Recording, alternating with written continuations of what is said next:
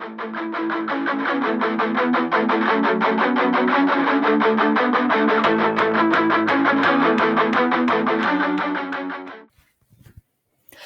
y'all, Lindsay here. I'm going to walk you through how to leave feedback using Figma, our design feedback tool.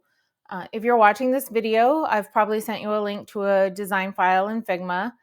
Figma is used to sort of create design mockups and wireframes for websites, brand mood boards, logo presentations, things like that.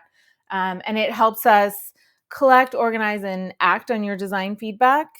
It allows you, me, any collaborators involved in the design, the ability to comment on elements of it, which helps provide clarity and keep the discussion about them all in one place. So let's get started looking at the Figma ecosystem.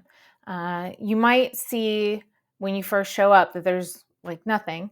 If you hover over the top, you'll see the admin bar will show up, and then you will also have some pagination options down here at the bottom. So if there are multiple frames or multiple designs within this design file that we want to get your feedback on, you can see yourself going through each of these pages and leaving comments. The way that you leave comments is you'll hover over that top bar again and you'll see this comment bubble. If you just click on it and then click on the element that you'd like to leave a comment on,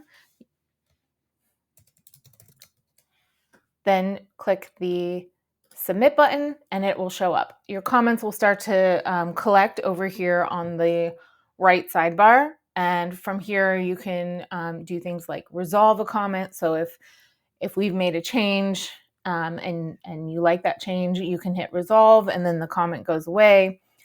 You can also mark things as read and unread. You can copy a link to a comment, which is really nice if you need to reference that comment in another comment.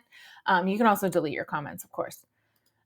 You'll also notice when you leave a comment,